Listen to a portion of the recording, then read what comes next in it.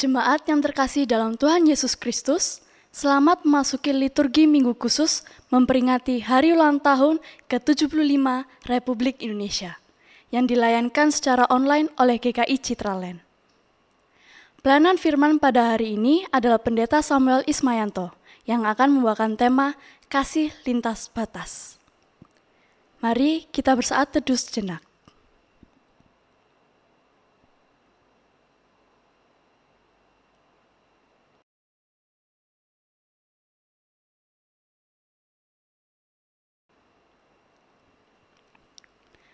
Jemaat yang terkasih, dimanapun kita berada, kita dihimpunkan olehnya, dipanggil bersekutu dalam hadiratnya.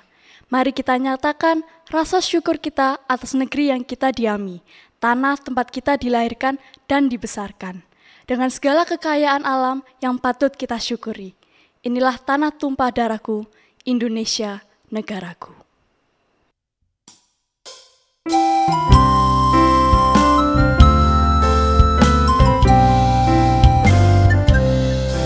Indonesia negaraku, Tuhan yang memberikannya. Ku serahkan di doaku pada Yang Maha Esa. Bangsa rakyat Indonesia, Tuhanlah pelindungnya. Dalam duka serta suka, Tuhan yang dipandangnya.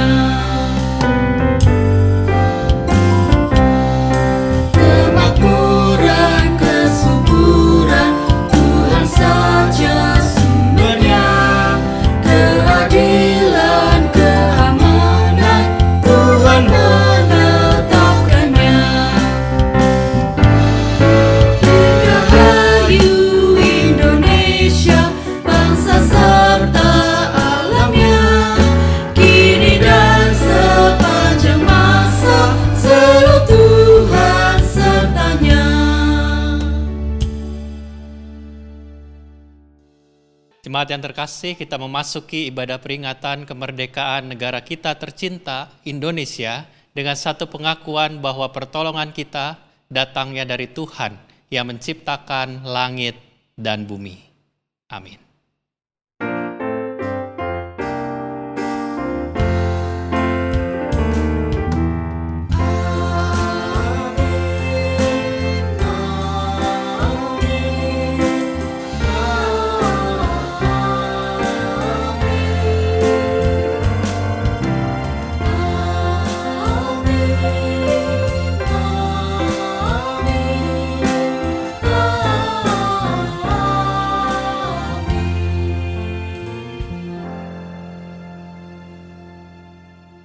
Damai Kristus besertamu. Dan besertamu juga. Tema kasih lintas batas kita maknai dalam ibadah saat ini sekaligus menjelang peringatan HUT ke-75 Republik Indonesia. Mengingatkan bahwa kita sepenanggungan sebagai bangsa Indonesia dalam keberagaman, agama, suku, ras, sama-sama berjuang dalam masa pandemi ini. Dan kita ada untuk saling memelihara kehidupan. Kita ada untuk mereka.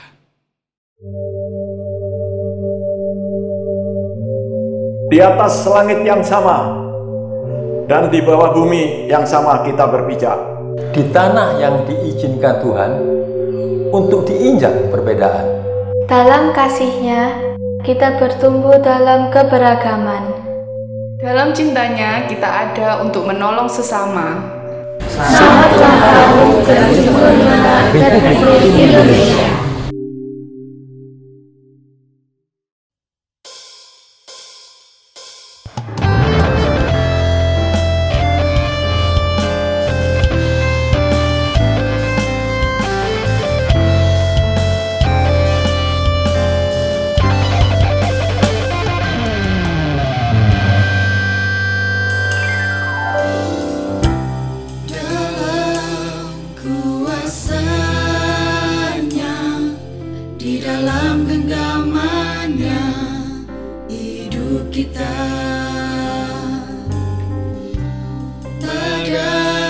Hidup ini menyakitkan pastikan berlalu di bawah langit yang sama, di atas bumi yang sama, kita berpijak. Inilah kenyataan yang harus kita hadapi bersama-sama. Ada rencananya untuk kita, tetap tegar saudaraku. Tuhan ada beserta kita.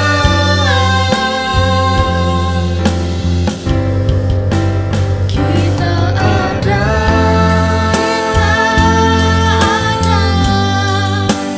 untuk memberikan cinta. Kita ada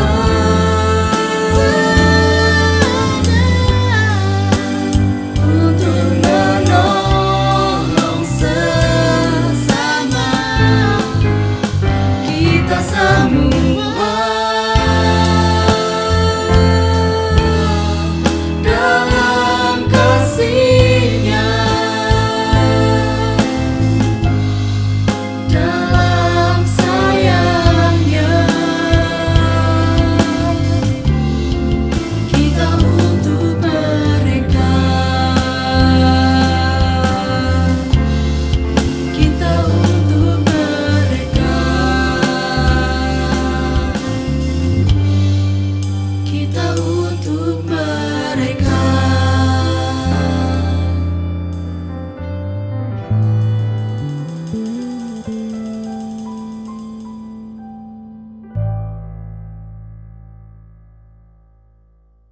Jemaat terkasih, dalam doa pengakuan dosa saat ini, kita mau mengakui bahwa ada banyak hal yang belum kita kerjakan dalam upaya membangun kesejahteraan kota kita, bangsa kita.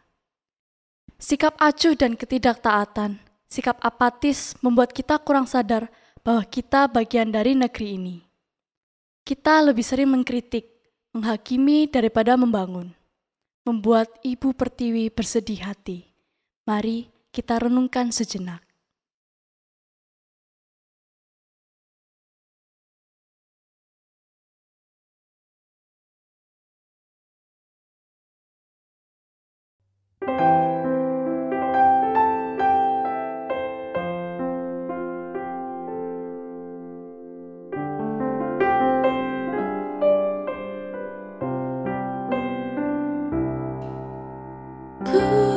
Kulihat Ibu Pertiwi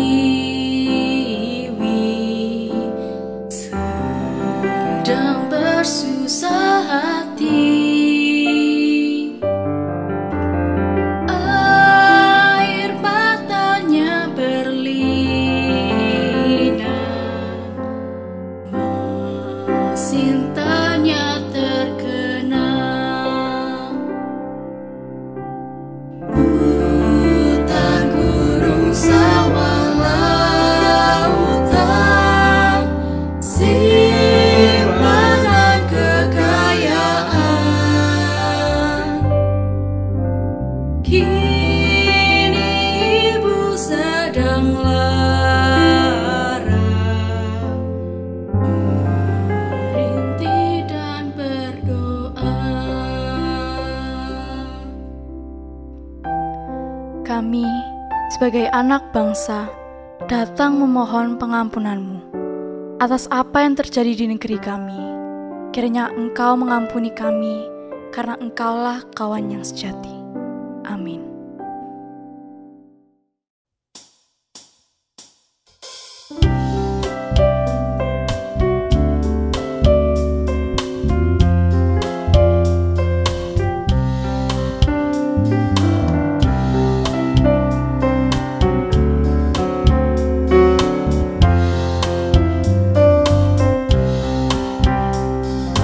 Yesus kawan yang sejati.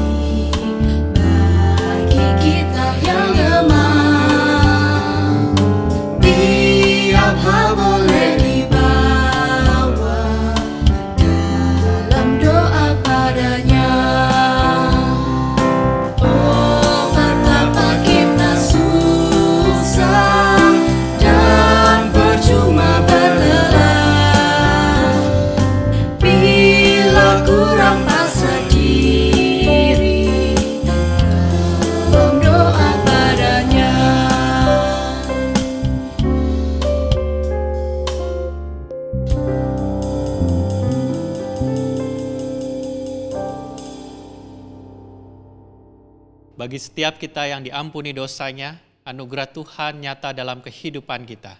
Demikian sabdanya tertulis dalam surat Paulus kepada jemaat di Roma pasal yang ke-6 ayat ke-22. Tetapi sekarang, setelah kamu dimerdekakan dari dosa dan setelah kamu menjadi hamba Allah, kamu beroleh buah yang membawa kamu kepada pengudusan dan sebagai kesudahannya ialah hidup yang kekal. Demikianlah berita anugerah dari Tuhan. Syukur pada Allah.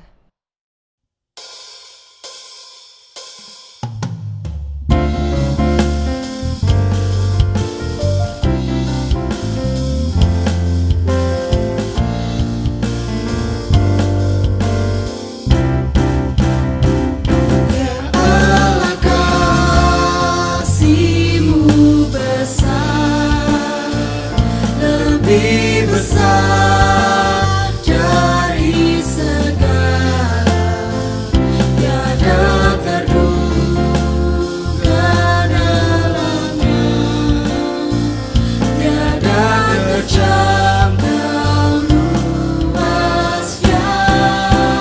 Ya Yesus, kasih-Mu besar, lebih besar dari segala, hidup kekal Engkau beri, dan aku hidup berseri.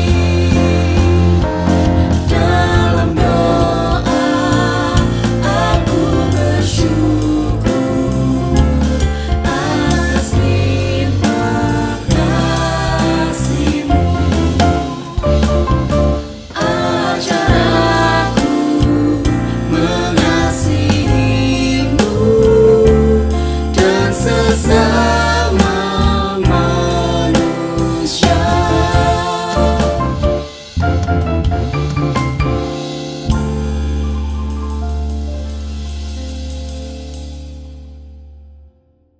Mari kita berdoa. Bapa di surga, di negeri yang Tuhan izinkan kami hadir di dalamnya, kami yakin kasih Tuhan nyata. Seperti firman Tuhan yang kami akan baca, kami dengar dan renungkan, yang membawa kami pada pemahaman bahwa kasih Tuhan juga harus kami beritakan dan nyatakan, bahkan melintasi batas-batas yang ada, sehingga kami boleh berperan bagi lingkungan sekitar kami, bagi bangsa dan negara, bagi dunia ini. Kami yakin Roh Kudus menerangi hati dan pikiran kami, membuat kami mengerti akan kebenaran firman Tuhan. Dalam Kristus kami berdoa. Amin. Injil Matius pasal 15 ayat ke-21 hingga ayat ke-28. Matius pasal 15 ayat ke-21 hingga ayat ke-28. Lalu Yesus pergi dari situ dan menyingkir ke daerah Tirus dan Sidon. Maka datanglah seorang perempuan Kanaan dari daerah itu dan berseru, "Kasihanilah aku ya Tuhan, anak Daud, karena anakku perempuan kerasukan setan dan sangat menderita." Tetapi Yesus sama sekali tidak menjawabnya. Lalu murid-muridnya datang dan meminta kepadanya, "Suruhlah ia pergi, ia mengikuti kita dengan berteriak-teriak." Jawab Yesus, "Aku diutus hanya kepada domba-domba yang hilang dari umat Israel." Tetapi perempuan itu mendekat dan menyembah Dia sambil berkata, "Tuhan, tolonglah aku." Tetapi Yesus menjawab, "Tidak patut mengambil roti yang disediakan bagi anak-anak dan melemparkannya kepada anjing." Kata perempuan itu, "Benar Tuhan, namun anjing itu makan remah-remah yang jatuh dari meja tuannya." Maka Yesus menjawab dan berkata kepadanya, "Hai ibu, besar imanmu, maka jadilah kepadamu seperti yang kau kehendaki." dan seketika itu juga anaknya sembuh. Demikianlah pembacaan firman Tuhan. Berbahagialah setiap kita yang tidak hanya mendengar tetapi menjadi pelaku-pelaku firman. Haleluya. Haleluya, haleluya, haleluya.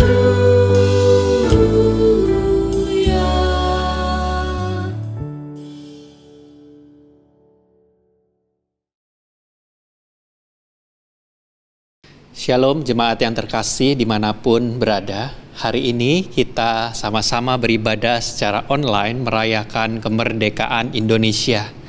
Tepatnya besok tanggal 17 Agustus, bangsa kita merayakan hari jadinya ke-75. Dan dari bacaan Injil kita mau memaknai arti kemerdekaan yang kita hidupi, baik kita sebagai individu maupun di dalam relasi, dalam kehidupan, juga kehidupan beriman kita. Terutama juga di tengah-tengah kondisi pandemi yang terjadi saat ini, yang seolah-olah ada banyak orang yang saat ini kehilangan kemerdekaannya, atau yang disebut freedom, kehilangan kebebasannya.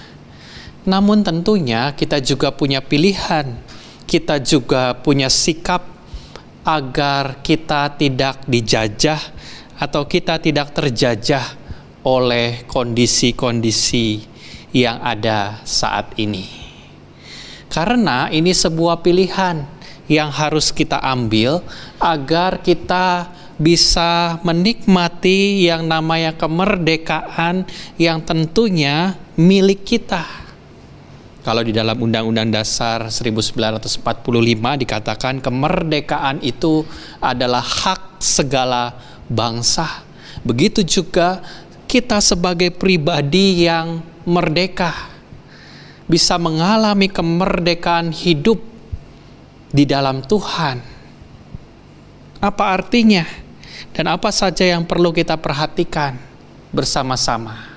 Yang pertama yang kita harus ingat ketika bicara soal kemerdekaan adalah soal kendali. Ada banyak orang berpendapat bahwa merdeka itu artinya tidak diatur atau tidak ada aturan. Mereka berpikir bahwa kemerdekaan itu adalah sebuah kenikmatan yang akan ditemukan saat hidup bebas tanpa kendali, bebas sebebas-bebasnya. Banyak orang yang contohnya yang masih tinggal di rumah bersama orang tua merasa tidak bebas. Atau begitu juga yang sudah menikah merasa tidak punya kendali atau terlalu dikendalikan oleh pasangan. Termasuk dalam pandemi pada saat ini yang membatasi ruang gerak kita, tidak bisa kemana-mana, membuat sebagian orang merasa tidak berdaya karena tidak bebas, karena tidak punya kendali, tidak merdeka. Yang harus kita ingat bahwa merdeka itu bukan berarti hidup tanpa kendali sama sekali. Karena jika hidup tanpa kendali atau out of control, maka pilihannya yang pertama jadi liar atau malah tidak berdaya sama sekali. Lalu bagaimana kita memahami arti kendali dalam kaitannya dengan kemerdekaan? Kalau kita lihat grafik yang ada di depan kita mulai lihat dari sudut paling kiri bawah. Di situ menandakan bahwa saat kita lahir, sudah pasti kita tidak punya kendali sama sekali. Untuk makan, untuk minum susu, untuk mandi, dan untuk buang air, semua perlu dibantu. Yang punya kendali bukan si bayi itu, tetapi kendalinya ada di orang tua yang merawat kita, atau siapapun juga orang-orang terdekat kita. Tapi semakin kita bertumbuh dewasa, bergerak artinya panah bergerak ke kanan, kita semakin punya self-control, sehingga ada banyak hal yang akhirnya bisa kita lakukan sendiri di bawah kendali kita, bukan orang lain lagi. Jadi saat masih kecil, maka ada kendali besar dari orang lain yang lama-lama akan semakin mengecil, semakin menyempit seiring pertumbuhan kita. Namun sebaliknya, semakin kita bertumbuh dewasa, maka kita akan semakin besar. Ada besar pula ruang kendali kita terhadap diri kita sendiri. Dan di titik itulah, di titik puncak itulah yang kanan atas, itulah yang disebut sebagai freedom, sebagai kebebasan. Jadi Bapak, Ibu, dan Saudara sekalian, semakin dewasa seseorang, maka semakin punya banyak ruang kendali diri untuk memutuskan sesuatu, untuk memilih sesuatu, untuk bertindak sesuatu, untuk memecahkan suatu masalah, untuk tahu bagaimana keluar dari himpitan hidup di tengah-tengah pandemi misalnya, bagaimana menyiasati atau mencari nafkah atau penghidupan. Dan di titik itulah maka seseorang akan semakin merdeka. Maka yang kita perlu pelajari adalah pengendalian diri itu. Karena semakin kita mampu mengendalikan diri, maka akan semakin kecil pengaruh dari luar, dari lingkungan, dari orang lain. Semakin kecil kita dipengaruhi oleh keadaan. Namun sepanjang kita bertumbuh makin dewasa, seharusnya kita akan semakin bisa mengendalikan diri, dan disitulah kita bisa menikmati yang namanya kemerdekaan. Jemaat yang terkasih di dalam Tuhan Yesus Kristus, di dalam bacaan tadi diceritakan bahwa Yesus hadir membawa kabar baik untuk memerdekakan semua orang. Dia hadir membebaskan belenggu-belenggu yang mengikat, sehingga membuat orang dapat menikmati kemerdekaannya. Ada banyak peristiwa, dari peristiwa memberi makan 5.000 orang, menyembuhkan orang sakit, mencelikan mata yang buta, yang lumpuh bisa berjalan. Dan ada banyak mukjizat lain yang dilakukan Yesus yang membuktikan bahwa ada banyak orang yang dibebaskan, ada banyak orang yang dimerdekakan. Namun kemerdekaan yang dibuat Yesus juga bukan berarti tanpa kendali, bukan berarti tanpa hambatan dari luar. Ada banyak batasan-batasan, ada banyak penolakan-penolakan. Di pasal 13 dikatakan dalam perikop itu bahwa Yesus ditolak di Nazaret, tempat di mana dia sendiri dibesarkan, dia ditolak. Di pasal selanjutnya, pasal ke-15, ada benturan antara adat istiadat Yahudi. Ada hukum Taurat. Dan Yesus tidak kehilangan kendali saat ada batasan-batasan yang mengikat, yang seolah-olah menyudutkannya. Tapi dia juga tidak bertindak di luar kendali, tidak bertindak liar tanpa kendali dengan berbuat semaunya. Contoh yang jelas, kalau kita minjam kisah lain, ada saat di mana ada perempuan yang kedapatan berzinah, yang hendak dirajam oleh orang banyak saat itu karena hukumnya tertulis demikian. Di situ Yesus tersudut dengan pertanyaan-pertanyaan yang mau menjebaknya, namun tetap di situ juga Yesus menunjukkan kendali yang besar. Dia bisa mengendalikan dirinya.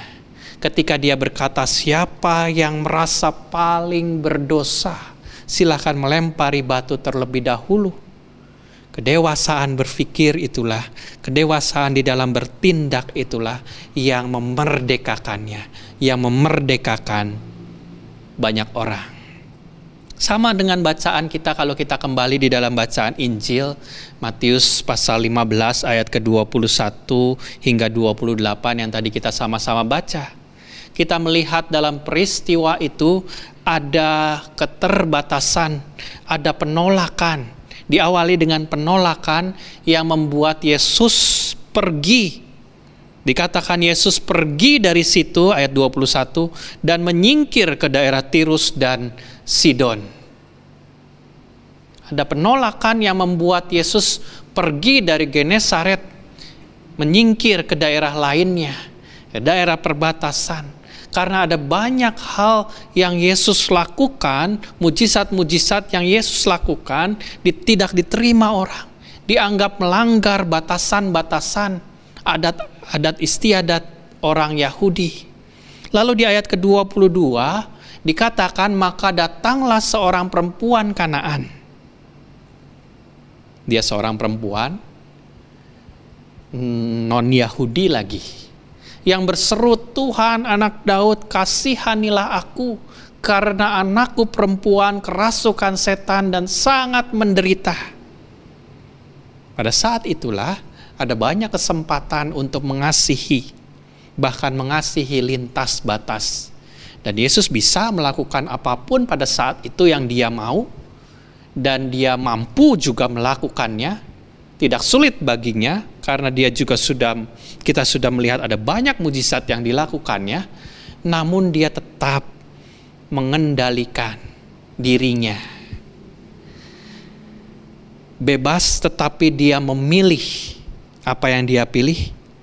Dia memilih tidak melakukan apapun. Ayat 23 dikatakan, tetapi Yesus sama sekali tidak menjawab perempuan itu. Bahkan di situ kita melihat bahwa Yesus sadar akan batasan-batasan yang ada. Ketika dia juga berkata, dilanjutkan, aku diutus hanya kepada domba-domba yang hilang dari umat Israel. Di situ dia sadar betul bahwa kemerdekaan itu juga ada batasnya, dan dia tidak memaksakan kehendak dirinya sendiri. Jadi bisa dikatakan bahwa kebebasan adalah sebuah kebenaran di dalam kendali. Murid-murid pun punya kebebasan. Dia meminta Yesus untuk mengusir perempuan itu karena terus mengikuti sambil berteriak-teriak. Murid-murid adalah gambaran orang-orang yang dikendalikan oleh keadaan, merasa terganggu, kebebasan mereka terusik oleh teriakan perempuan itu. Dan tindakan reaktiflah yang akhirnya muncul ketika mereka berniat meminta Yesus untuk mengusir perempuan itu.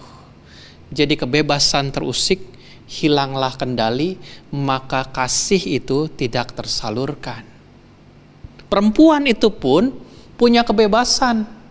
Dia sangat sadar kalau hidupnya dikungkung oleh batas-batas yang mengikatnya. Bahwa dia sadar dia non-Yahudi. Bahwa dia sadar dia seorang perempuan. Bahkan golongannya dengan jelas disebut sebagai anjing.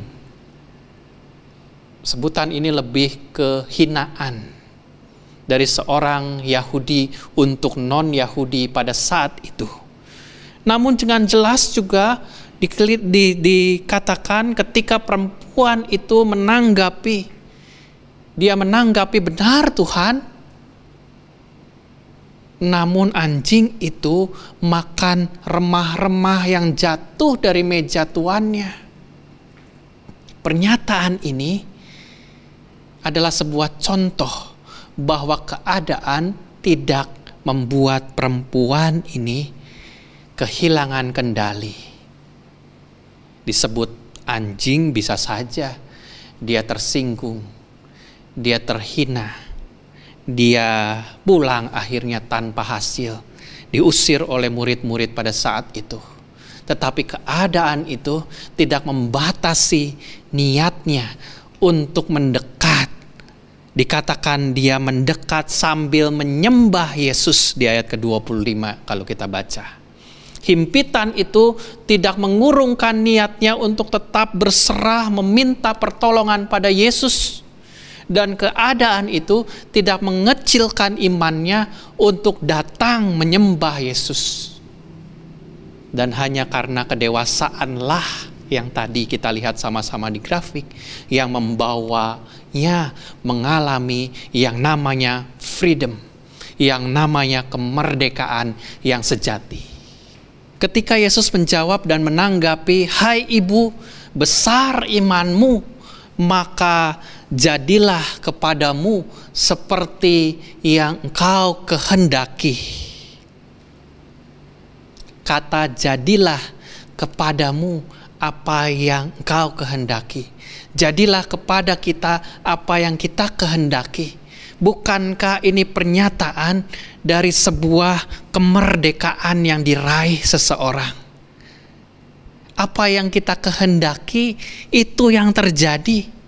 Kemerdekaan yang diterima oleh perempuan tadi, yang mendapatkan hinaan tadi, yang terkungkung tadi, tetapi memilih untuk dewasa, memilih untuk mengendalikan keadaan tadi. Nah, Bapak, Ibu, dan Saudara sekalian, saat ini kita merayakan kemerdekaan. Pertanyaannya, apakah betul-betul kita menjadi orang-orang yang sudah merdeka? Di antara banyak orang-orang yang sedang bergumul dengan arti kemerdekaan, kebebasan itu sendiri. Bahkan ada banyak orang yang terhimpit oleh keadaan, merasa kebebasannya direnggut oleh pandemi ini, oleh keadaan, membuat mereka kehilangan kendali. Ini saatnya bagi kita untuk menjadi dewasa.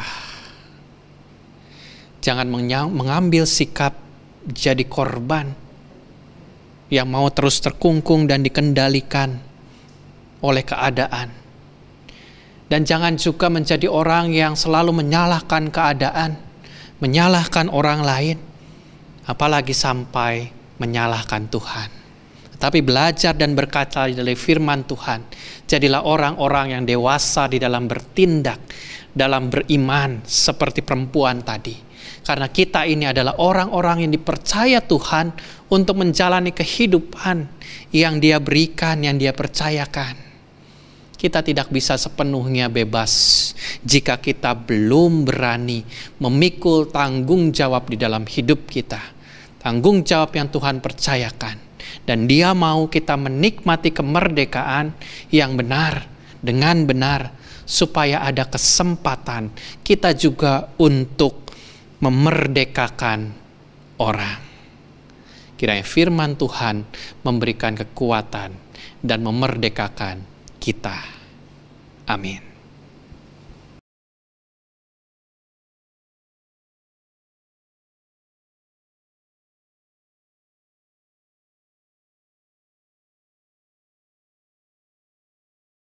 Dengan hati yang tertuju pada Tuhan, mari bersama kita ikrarkan pengakuan iman kita seturut pengakuan iman rasuli yang berbunyi demikian. Aku percaya kepada Allah, Bapa yang Maha Kuasa, Khalik langit dan bumi, dan kepada Yesus Kristus, Anaknya yang tunggal Tuhan kita, yang dikandung dari Roh Kudus, lahir dari anak darah Maria, yang menderita sengsara, di bawah pemerintahan Pontius Pilatus, disalibkan, mati dan dikuburkan, turun ke dalam kerajaan maut. Pada hari yang ketiga, bangkit pula dari antara orang mati, naik ke sorga, duduk di sebelah kanan Allah, Bapa yang Maha Kuasa, dan dari sana Ia akan datang untuk menghakimi orang yang hidup dan yang mati. Aku percaya kepada Roh Kudus, gereja yang kudus dan am, persekutuan orang kudus, pengampunan dosa, kebangkitan orang mati, dan hidup yang kekal. Mari kita menaikkan syafaat kita. Bapa di surga, kami mengucap syukur atas kemerdekaan yang Engkau berikan kepada setiap kami, manusia ciptaan Engkau, yang diberikan kebebasan untuk bertindak, untuk memilih, untuk menentukan sesuai dengan kebenaran firman Tuhan yang kami peroleh dari pengenalan kami akan Tuhan. Tetapi kami sungguh sadar, ada banyak di sekitar kami orang-orang yang terbelenggu, yang terikat, yang merasa kebebasan terusik, terutama di dalam kondisi pandemi pada saat ini. Mereka yang terkungkung di dalam penyakit, mereka yang kesulitan di dalam setiap usaha mereka. Kiranya mereka juga boleh terbebas, boleh dimerdekakan, karena mereka punya Tuhan. Mereka boleh bergantung dan bersandar sepenuhnya hanya kepada Tuhan yang memberikan kemerdekaan bagi mereka, sehingga mereka boleh menjalani kehidupan dengan bersukacita dan bergantung sepenuhnya kepada Tuhan. Kami juga berdoa bagi bangsa dan negara yang merayakan hari jadi kelahirannya, kemerdekaannya yang kami rayakan. Kami bersyukur atas setiap apa yang Tuhan sudah anugerahkan, kekayaan alam, dengan sumber daya manusia, sumber daya yang boleh kami kelola dan kami berdayakan.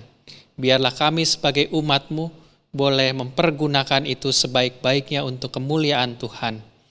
Tuhan yang sertai bangsa dan negara ini, dan juga setiap pemerintahan yang hadir di dalamnya, agar setiap kebijakan-kebijakan, peraturan-peraturan boleh seturut dengan kehendak Tuhan, dan boleh memancarkan kasih Tuhan, kasih yang lintas batas-batas, kasih yang boleh merangkul setiap perbedaan dan keberagaman yang ada sebagai bentuk kekayaan bangsa dan negara kami. Terima kasih Tuhan, kami yakin dan percaya Engkau yang terus hadir di dalam perjalanan kehidupan bangsa dan negara ini, dari hari ke hari, dari waktu ke waktu, dari tahun ke tahun, dan kemuliaan Tuhan semakin nyata. Dalam Kristus kami berdoa. Amin. Tiba saatnya kita memberi persembahan sebagai wujud syukur kita atas pemeliharaan Tuhan.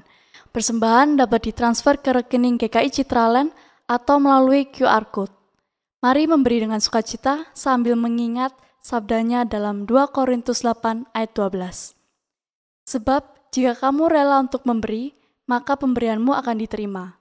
Kalau pemberianmu itu berdasarkan apa yang ada padamu, bukan berdasarkan apa yang tidak ada padamu.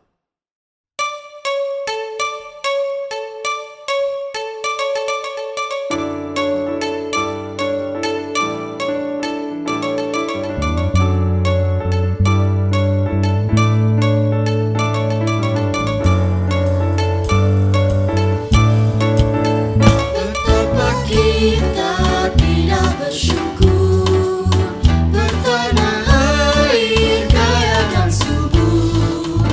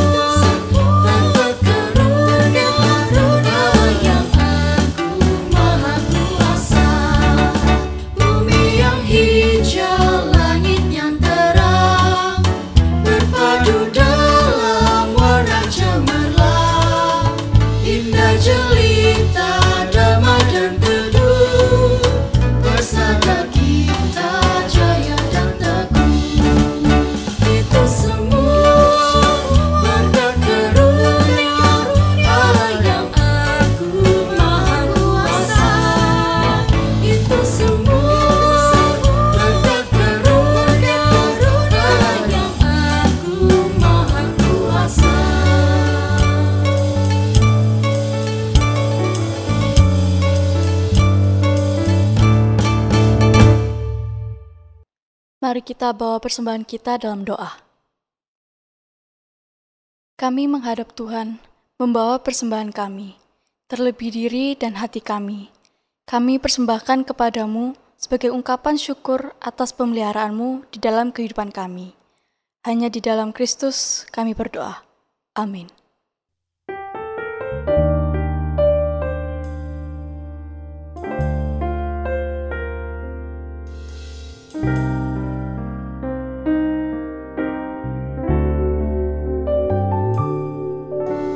Syukur untuk setiap rencanamu dan rencanamu yang mulia. Dalam satu tubuh kami bersatu,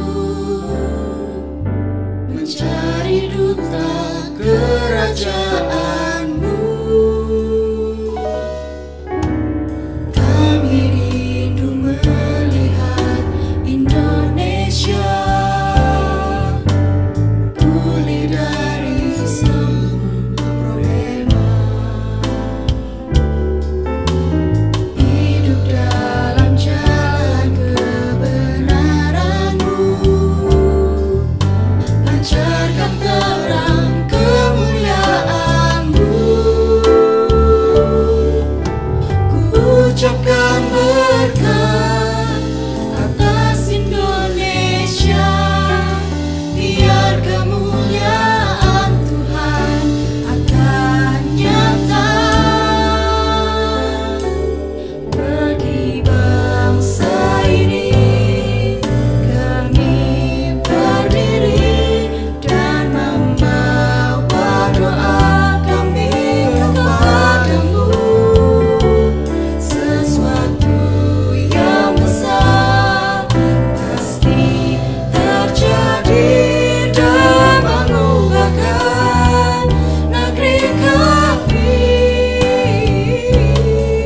Hanya namamu Tuhan ditinggikan atas seluruh bumi.